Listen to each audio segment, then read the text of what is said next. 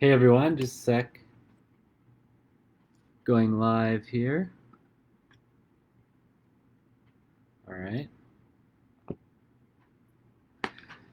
Okay, so I don't think anyone's in this live yet, but we're going live today to talk about microdosing.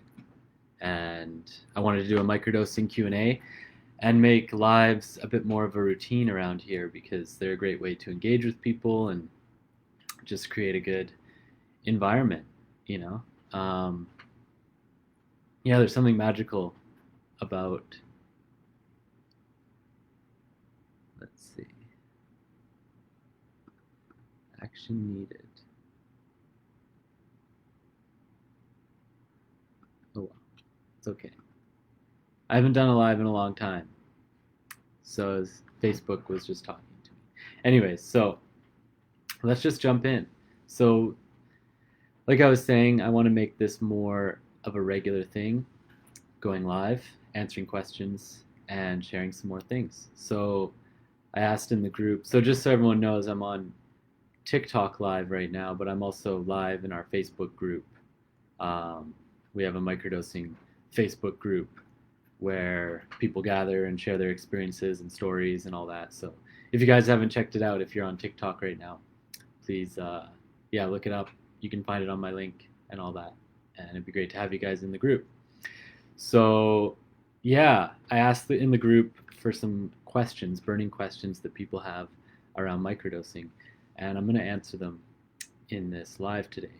And just before I get started, I wanted to share that the answers, um, you may hear me say different answers than what I've said in other videos. There may be a sense of like, oh, he's not talking in the same way as before, or it's not congruent of a message or something like that. And that's because every situation is unique, and so every answer is unique. And so what one person may be asking today may require a different answer than what's been shared in the past. And this is part of the process. There's not a one size fits all. There's not one answer that's going to be true 100% of the time. And so I do my best to curate the answers based on who's asking it and the context they're asking it in.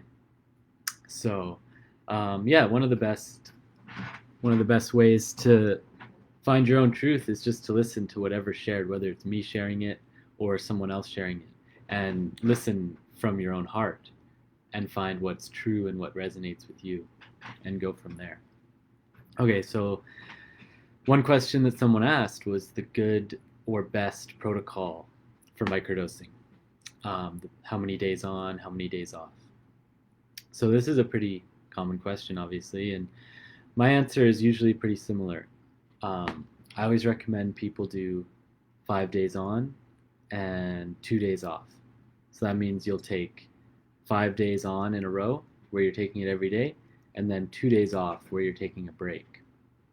And I always recommend that people commit to this for 3 months because that creates a container to work within. A container is a very important thing. Magical things happen when we create a container to work within. Um, there's a movement that can happen within us and around us. And 3 months is enough time to let go of certain habits, beliefs, patterns in our life, and then it also allows us time to create new patterns. So the reason I like the 5 days on, 2 days off is because it creates a consistency. It allows you to really cultivate a relationship with the medicine and to incorporate it into your daily life. And that's a really important part of microdosing, is to create daily changes in our habits. Now, there's a lot of different protocols, and that's what I recommend. Once again, you can find what works for you because everyone is different. So some people like to take it only on the weekends. Some people like to take it every other day. Um, there's many ways to do this. So find what works for you. But I really encourage people, especially when you're first starting out, is just commit to the protocol that works for you and stick to it because that creates that consistency. If you say, oh, I'll do 5 days on this week and then next week I'll do it this way, and you're all over the place, it can create a certain chaos. And so it's good to have that order to it. So whatever you do, just choose it, stick with it for 3 months. And I'm at the point now with my microdosing. I don't actually microdose very often anymore. I don't feel I need it. And that's a core part of my message as well. And that's what I try to live is like the idea here is not that you're going to be microdosing for the rest of your life. The idea here is that it's a crutch or training wheels or a support for a period of time. And that's going to be different for everyone. That might be a year for someone, it might be many years for another, it might be just a month for someone else. It's to get you to a new level so you can stay at that new level and then eventually you let it go. You don't need the microdose anymore. Okay, so, but where I'm at now is if I do microdose, it's intuitive. So it means I'll feel into the day and feel into if the microdose serves me, and then I'll go from there. But I don't encourage that right away because it's better to have a routine if you're really wanting to work closely and heal your life. So another question we had was around migraines. And another question was about someone who was having some health issues and they stopped microdosing. And while they were sick, they were experiencing headaches. And that those headaches have continued. And so that is a common symptom with microdosing, is that sometimes people experience headaches. And in terms of like this specific question, just to speak to it, I don't really know if your continued headaches could be from not microdosing. The question was basically, I still have these headaches after being sick. I stopped microdosing because I was sick. I'm still experiencing headaches. Could this be from stopping microdosing? I'm not really sure. It's so hard to say when you're sick and why you were sick, what was going on. Are you dehydrated? Do you need to remineralize your body? There's a lot of things that could cause headaches. Magnesium is important. Anyways, so just to speak to headaches with microdosing though, is that this is a common symptom. And it's an unpleasant one because sometimes we'll start microdosing and we'll experience these somewhat intense headaches that can take away from the quality of our life and our ability to focus, be present. And so what's that about? Well, headaches, from my experience, it's kind of like lifting weights at the gym. Okay, so microdosing is doing two things. On a physical level, it's helping your brain and nervous system grow and strengthen and renew itself. Okay, on a spiritual level, it's raising your energy level. It's deepening your capacity to connect in your meditation within yourself and increasing your energy. We all have an energy system. Okay, and you can call it an aura or a hue or your own spirit, whatever you want to call it. The microdosing strengthens that. Okay, so when that happens, it's like raises our energy, and that's almost like if you can imagine electricity moving through us, energy moving through us. And if we're used to having this much energy move through us, then our physical body, because it's all connected, is adapted to that much.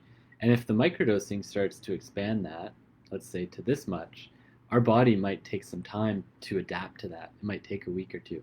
And while that adaptation is happening, it can cause headaches. Okay, because we have a lot of energy centers in our brain.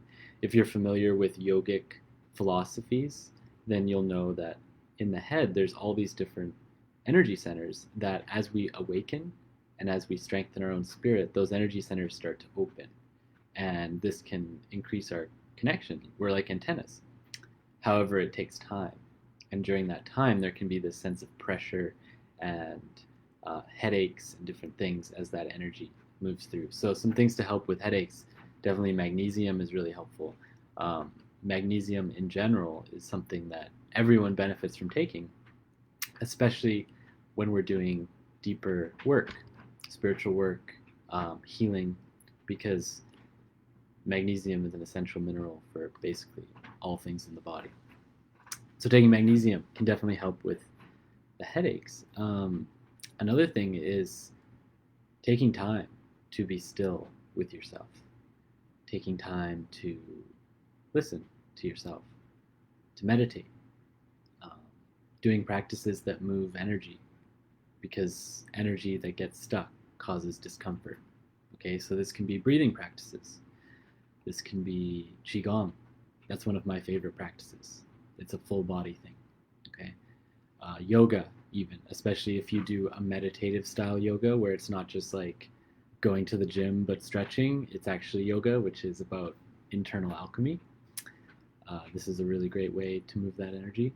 So incorporating practices like that, even just getting out, going for a walk, um, relaxing within yourself, letting go of tension, getting a massage. You might consider, while you're learning how to do this yourself, you might want to go to an energy worker or someone who can support you in learning how to move energy in your body.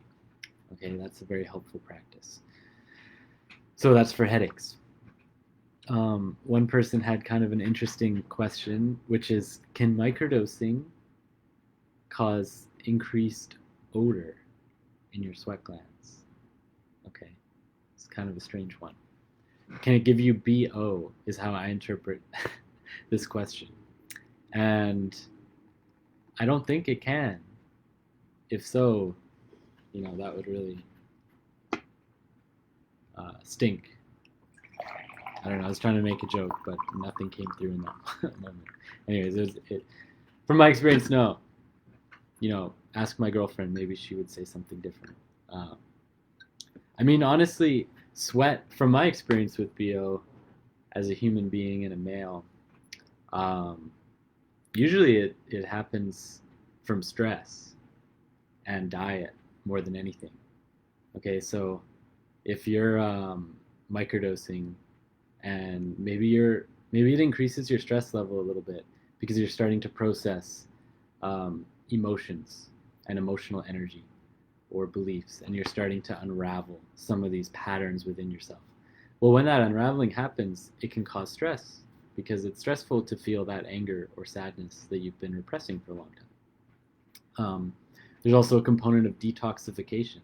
So if we have emotions that are stored in our body, then it's not just emotions that are stored. Often it'll attract other energy, like heavy metals. We're a whole system here as people. We can't separate these things.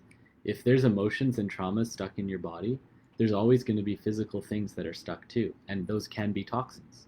And so as you unravel and release those stored emotions, those toxins might start to release too and purify. Okay? So when that happens, you're probably going to have BO for a little while. So those are kind of an indirect way that maybe microdosing could be contributing to your body odor. Some things to help with that are Epsom salt baths, saunas, basically anything that's going to help you detox. Activated charcoal and chlorella and clay, like bentonite clay. All of these things, especially those three, activated charcoal, chlorella, it's an algae, and clays, like bentonite clay or green clays. These things draw toxins out of your system, and they can actually release body odor. It's like an internal deodorant. And then, the other thing you can do is just get a better deodorant.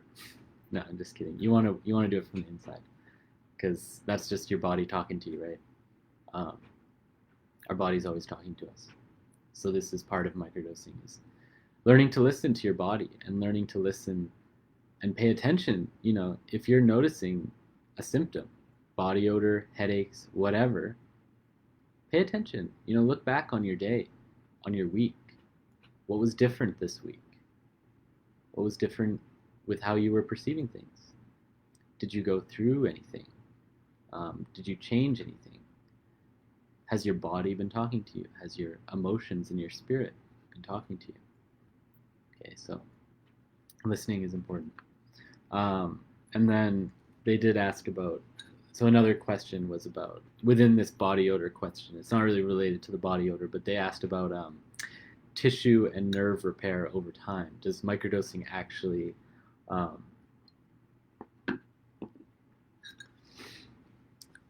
help repair tissue and nerves? And it does. as far as we can tell, there's actually been some pretty amazing research. I'm honestly not a huge like scientific literature person, so I prefer to follow people that I trust. Like Paul Stamets is a really amazing resource, who do love reading about that, scientific jargon and research papers and all that. And I just follow them. And I'm more based in the spirit. That's what I focus on. That's where my work is. That's where the healing happens at the deepest level. And something amazing happens when we heal our spirit, is that the rest of us heals as well. When your spirit is healthy, the rest of your being is healthy. And so in that way, that's where these studies, they can be limiting because they often don't take into account the spirit. How do you study the spirit? Everyone is unique. Everyone's spirit is unique. And so how can you possibly study that in a quantifiable way? Okay. So does it help with tissue and nerve repair? Yeah. You know what else helps is healing our emotions. It'll help us repair. Meditation, prayer, being in nature. These things help with tissue and nerve repair too. And there is a physical, nootropic, tonic, tonifying quality to mushrooms that helps on a physical level to repair and heal the nervous system, the brain, nerve cells. Remembering that there's nerve cells in your entire body. Okay, the mind is in the entire body. We think of our mind and our brain and our nervous system here. It's a network that every part of your body is connected to the nervous system. Every part of your body is connected to your mind. Okay? And so the three largest concentrations of nerve cells are, of course, your brain, your heart, and your gut. Isn't that interesting? So remembering that that's why mushrooms help us. They help us to change our beliefs and our perspectives and help us to focus. They help us to feel that connection to all life, that connection to nature, to ourselves, to love, to joy. And, in terms of our gut, you can't see on the screen right now, but in terms of our gut, they help us face our fears. They help us go deeper inside of ourselves and overcome things and connect with that intuitive, instinctual thing. So that part of us. So yes, it helps. Okay, it does. The way I like to think of mushrooms, and this is the way that I study medicine, is I study it in how it lives. I study it in how it operates in nature. And I encourage you to do the same. So think about how a mushroom grows in the forest. The mushroom itself is actually more like a fruit. That's why they call them fruiting bodies. Okay? The mushroom is called a fruiting body. Because in nature, the organism of the mushrooms lives in this amazing web called mycelium. And it's like, if you've probably seen it if you've ever like dug in your garden or been in the forest, especially where I live on the West Coast, in the dirt. It'll be these webby little white strands that kind of look like roots, and they almost sometimes look a bit moldy, like white kind of powdery mold. This is the mycelium. And it's a network that connects through the entire forest, through the entire ecosystem. And this is not just, mushrooms, like microdose mushrooms. This is all mushrooms, okay? And what they do is they create a communication network between all life in that forest. So a tree over here can communicate with a tree over here through the mycelium that connects to the roots of the tree. Okay? So if this tree starts to get attacked by, let's say, a bug, it will communicate to this tree and say, hey, there's bugs over here, careful. And then this tree over here, well, this is weird because I'm on the live right now and it's switched. So I'm needing to be ambidextrous in my mind right now. Anyways, so I digress. So this tree, that's so the tree warns another tree, and that tree will actually start to produce things, defense mechanisms, chemicals, immune system things, all this, to protect itself from the oncoming insect invasion. Okay, that's pretty cool. They'll also even share nutrients with each other through mycelium. Okay, so what does that mean if we are imbibing this medicine? What does this mean if we are taking a capsule and working with it on a regular basis and consuming it? Well, it's no small wonder that it helps us to feel more connected. Okay, that's one of the big things that people talk about when they microdose. They say, I feel more connected with nature. I feel more connected with life, with myself, with others. Well, they're tapping into that network. Okay? And when we tap into it, we can be nourished by it. Because one of the common causes of depression, addiction, trauma is the feeling of being disconnected. It's the feeling of being isolated, the feeling of being alone. Well, the truth is, we're never alone. We are never alone. And that can be a bit scary, but it can also be really beautiful.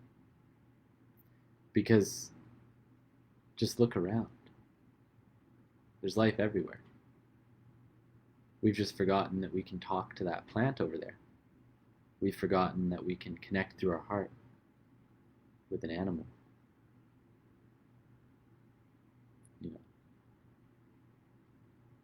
So when we can remember that connection, it can bring a lot of healing in and of itself. Just simply by feeling that interconnectedness, we can experience a lot of healing. Okay? So that's just by studying, just looking at what that mycelium, what that mushroom does. So,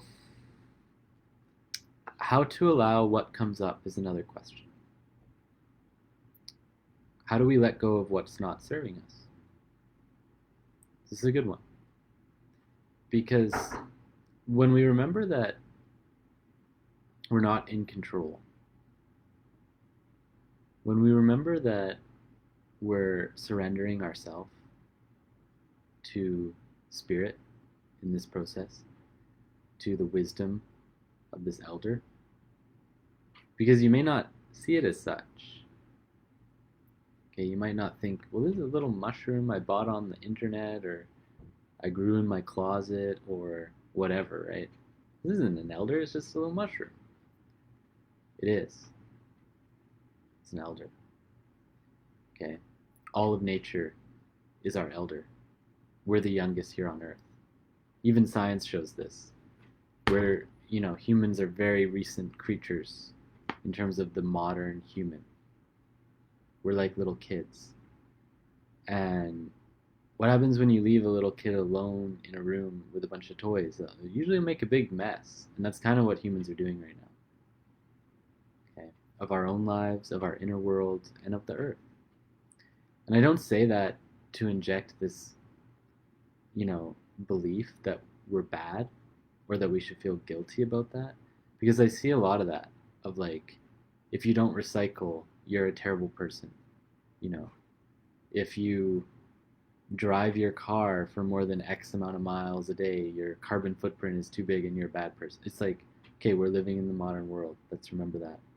Like, let's let go of our own judgment and just simply come back to a place of humble living, remembering that we are children, which is awesome because I don't know if you've noticed, but kids have a lot of fun. And the elders of this planet are here to support the children. They want to support us.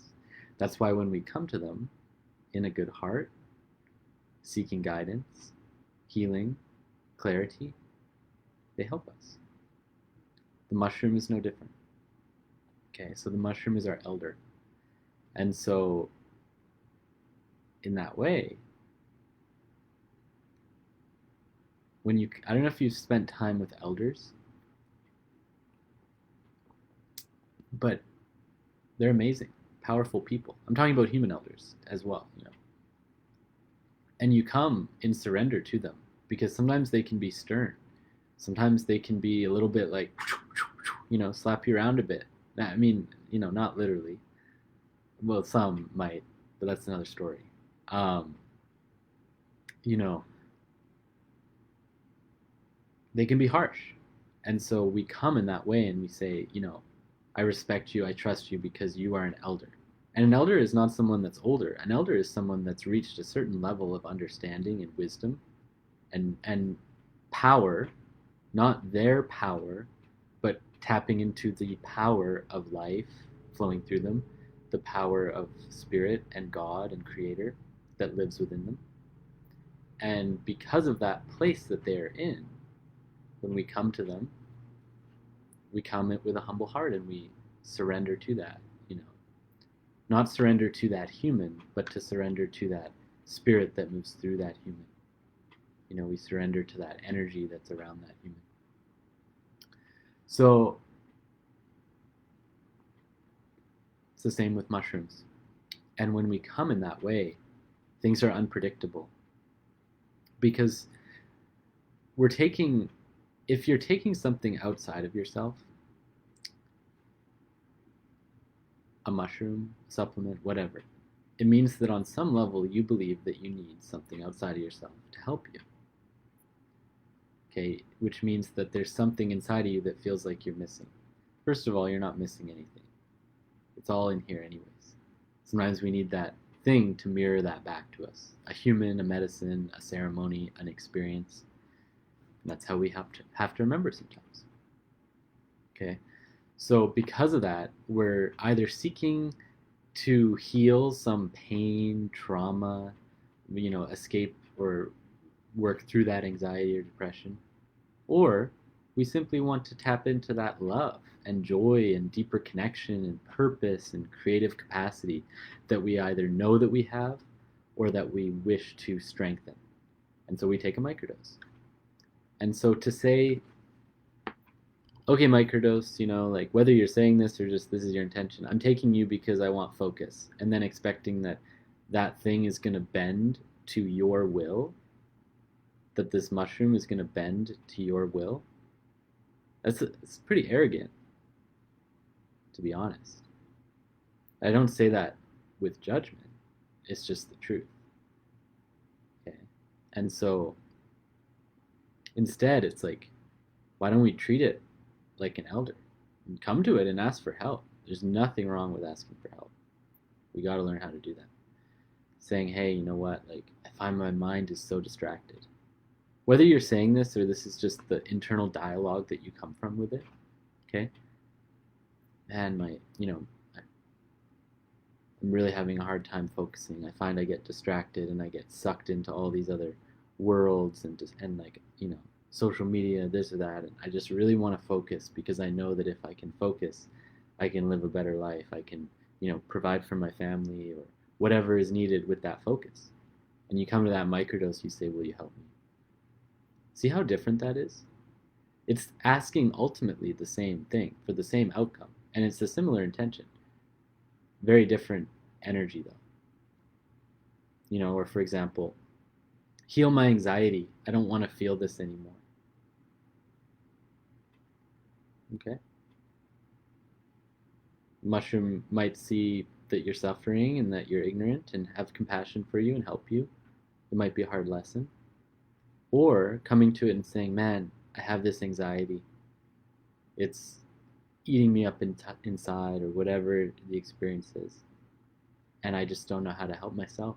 So I'm working with this medicine, hoping that you can support me in my own process. Okay. I'm willing to do what it takes. Just please help me. And then see what happens when you come at it like that. Do you see the difference of demanding something and asking for help? Humility and arrogance. Because we're coming to this microdose. We need help on some level. So we're asking for help. Okay, so the reason I went on this ramble about all that is because the question was how to allow what comes up. So when we come in that way, we have to be ready for the unexpected. Okay, we're not saying, because people sometimes aren't prepared for what comes up because they come with that mentality of like, I'll take this, it'll fix my anxiety, I'll be good and move on. Okay. Well, what if you take that pill and you start to actually feel your anxiety on a deeper level? And you realize that that anxiety was actually a lot of anger inside of you that's been wanting to scream out of you for a whole bunch of months or years or however long. And it's finally getting the space, and suddenly you're overwhelmed with anger and frustration. And it's like, wait, I want to be good. Like, I wanted to get rid of my anxiety. Now I'm pissed and anxious, and, my life's falling apart and whatever. Okay. Well, maybe it's just showing you what you need to see to heal at a deeper level. So it's important to come with that beginner's mind, that open mind, okay? And to realize that if we're coming to ask for help from an elder, to trust. Because ultimately we're coming before God, Creator, Spirit, for that help. We're coming before that energy of unconditional love for help. And so trust it. Trust where you're guided to. And, what comes up is meant to come up. If it's too much, maybe take a break. If it's too much, maybe it's time to ask for some help from a human, a healer or a therapist, or you don't have to do this alone. So this is important. And in that, it's not always easy. Microdosing is not always easy. You're going to read people and their experiences. And people are going to say, man, it helped me. It's amazing. I love it. It's like a miracle. And that's their experience. And that's epic. I mean, that's great. I love it. Awesome. And your experience might not be like that. I happen to have, it's becoming less now, but I happen to have a relationship with healing and spirit that's a bit harsh. Like spirit loves to put me through the ringer. And maybe I kind of like it too. It adds some spice to life. And so sometimes when I need to go through a process, it can be intense and I can go through a period of darkness. And that doesn't mean it's depression. It's just like, for a long time it was. For a long time it was depression and it was anxiety and a lot of mental health stuff. And now I relate with it differently. I see it as, wow, there's part of me that's dying. There's part of me that I'm letting go of. And that can hurt. And there's part of me that's being reborn. That's exciting. So because of that, I found that microdosing has been a fairly harsh teacher for me at times. It hasn't just been some like happy-go-lucky run in nature and see rainbows and butterflies land on your nose and, some Disney movie, it's sometimes like, wow, I'm really facing some parts of myself that are really dark and really uncomfortable. And wow, there's a lot of fear in there. And wow, there's a lot of anxiety or discomfort or whatever. Um, okay, let's face it. Let's overcome it. Let's move through it. Because I know there's good things on the other side, and I trust this medicine. And I trust this process that I'm in. And I trust God, Creator. I trust Spirit. And, sometimes I take a microdose, and it's just like a bubbly, joyful, fun, and like thrilling experience. It's just a beautiful experience. Just depends. So just, going into that mindset of being open to what's meant to happen and surrendering your will to the divine will rather than expecting the divine will to surrender to your will. Because when has that ever worked? And since when does your will know what's best for you anyways? I think it's better to just surrender to God. And God sometimes occupies a human or a mushroom or a tree. So God lives in all things. And so,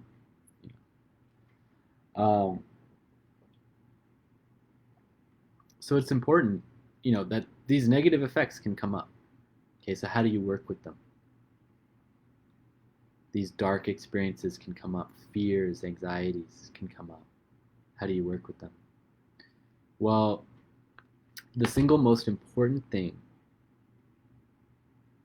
is to cultivate a connection with yourself.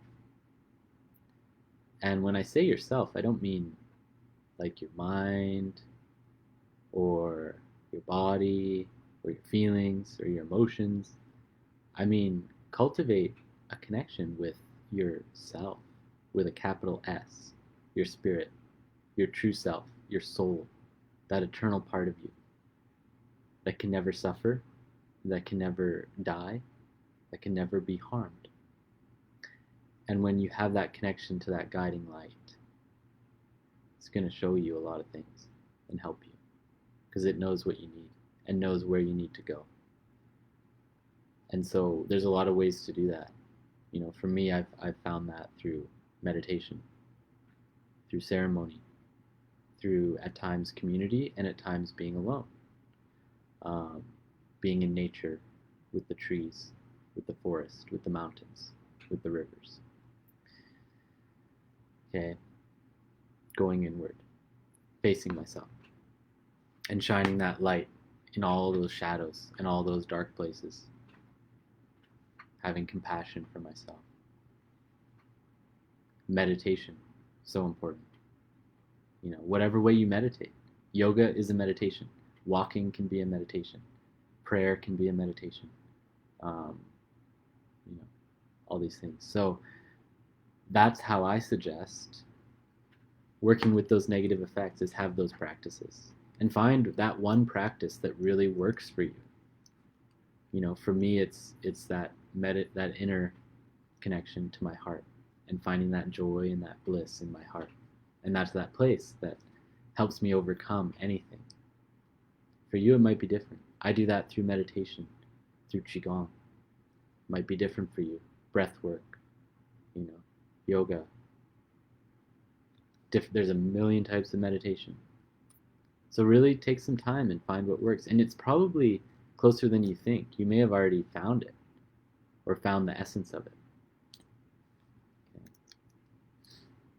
So I'm getting to the end of this call. I gotta go soon. But I just want to bump out a couple more questions that were on the list here.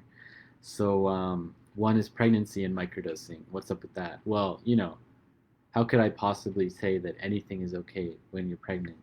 Because, for one, I am a man. I'm not a woman.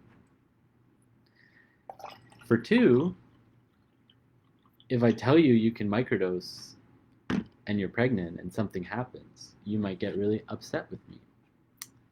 Fair enough. So, mother's intuition versus indoctrinated fear. Okay? There's a lot of fear around pregnancy. and the world tells mothers you can't drink, water because it's going to make you break, whatever, right? Like everything is going to hurt your baby. And, humans are a lot more resilient than the world wants us to believe. Um, Women, babies are a lot more resilient than the world wants us to believe. Obviously, there's some things that will cause, miscarriages and this and that. Microdosing, if you're going to microdose when you're pregnant, I'll just share something real quick, which is, you know, indigenous tribes that work with, um, I haven't spoken with ones that work with my San Pedro, or sorry, mushrooms, but I've worked with them that work with San Pedro and ayahuasca. And I know that they do sometimes have small amounts of medicine when they're pregnant and after they've given birth. In fact, sometimes the baby will be given that. Now, I'm not saying you should do that. This is a different context. This is in the context of ceremony, of community. They're in the jungle or in nature. It's a whole different world, and they're not worried about it. So take that as you will. Draw your own conclusions. Follow your intuition. Obviously, if you're going to do that, maybe just take the mushrooms. Maybe don't mix it with other herbs or supplements. Maybe don't do it every day. Maybe do it once a week for a therapeutic effect. And listen to your body. Really tune in and listen to your womb. It will tell you. It'll tell you if it's a good idea or not. It has the best interest of your baby in mind. And then someone else asked about microdosing and moon cycles. So, once again, I'm a man, in case you haven't noticed. I don't have a moon cycle. We have cycles as men, but not moon cycles. So, I can't really speak too much to that. I do know that I've been with many women, met many women who work with their moon in a very conscious, loving, compassionate, ceremonial way. And it's a very sacred time for them, a time to connect to the earth, to themselves, to spirit, and to cleanse and purify. And a woman on her moon is superpower, supercharge. Okay? That's why it can, when it's not given that sacred space, it can express itself in a negative way. Because that power can go either way, right? So that's why it's important to really honor your time. So you have to, microdosing shouldn't cause any problems with your moon time on a physical level. When you're on your moon, see it as a ceremony, see it as a sacred time, and ask yourself, is this microdosing going to support this ceremony that I'm already in? This prayer, this meditation of the moon that I'm already in? Or is it just going to be too much fuel on the fire? Once again, listen to your body and try it. Try it for one day on your moon. See how it works. You'll find out. And remember too that, we're going to make mistakes. So it's okay. If you take it and you don't feel good and it just wasn't the right choice, then in a day it's fine. And then, the last question to wrap it up is someone was asking about microdosing and weaning off medication. So I don't have a lot of experience about this because I've never been on medication. I almost said meditation. I've been on meditation a lot, so that's probably a good place to start. I've never been on medication, so I've never had to come off it. So my experience with it is limited. I'll say this. Try to find a doctor that will be at least open to you microdosing, and find a doctor that you can just, it's not finding a doctor that will give you permission to microdose, but someone that will be supportive. You say, hey, I'm coming off my meds. Take your power back. I'm coming off my meds. I'm not going to take these anymore. If that's your choice, okay? And I'm going to use this natural thing called microdosing. And I'm wondering the safest and best way to do this. Will you help me? And if they try to control you or tell you how you should, that you shouldn't do this, that it's dangerous or whatever, maybe listen to them, but also maybe find a new doctor. Um, it is really important to wean off of psychiatric medication. I know that. So sometimes people will take microdoses, they'll feel great, and then they'll be like, oh, I guess I can just come off my meds. And then in a month, they're like a total mess. Okay? I don't want that to happen in you guys. So wean off, just like you would whether you are microdosing or not.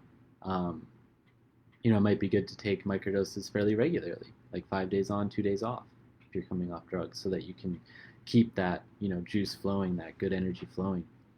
And incorporate other practices, because mental health is complex, and make sure that you have a solid foundation before you come off those medications. Solid foundation meaning a daily practice, something that helps you relax and feel joy, or at least not feel bad. Meditation, breath work, walking in nature, simple things, but make it a daily thing. Journaling, maybe have a therapist or someone you're talking to. Diet is super important. Making sure you have a good diet, and look into some supplements. There's a million supplements. I'm not going to go into them right now, but for example, simple ones like fish oil. And I know that's like super classic, but really good quality fish oil, not just Costco fish oil, because that fish oil is not going to help you. High quality fish oil that's going to help your brain to be healthy, to fight that inflammation, to help your brain regrow itself. Eating healthy fats, not eating too many sugars and carbs, because that causes a lot of up and downs. Look into like a bulletproof type diet. Look up bulletproof diet. The guy that created it, I don't know, he doesn't totally resonate with me. There's a lot of fear mongering, like a lot of like a million things to be afraid of in the world, and like you can't eat tomatoes because they're gonna make you sick. And I don't really resonate with that mentality. However, some of the things he recommends really does work. Some of the things he recommends is really powerful, and the diet is solid. So, maybe take what he says with a grain of salt. But that kind of diet, high fat, lower carb, all that. So that's going to help your nervous system be more relaxed, more at ease, more solid. And that's going to help you come off those drugs. Oh yeah, there's a guy named, I think his name's Daniel Amen. I might be wrong, but look him up, okay? Because he has some really amazing protocols for supplementation that can help your brain heal. And whether you're like, whatever you're suffering from, it'll help you rebalance your neurotransmitters. All right, so I'm going to end it here. I really hope that this was helpful for you. Thank you so much for taking the time to join me. Please comment, let me know if you have any other questions for the future. I'm going to start doing this more. And all the best to your healing journey. I'm super happy for all of you that you're on this journey with me. And yeah, many blessings. Thank you so much. Have a good one.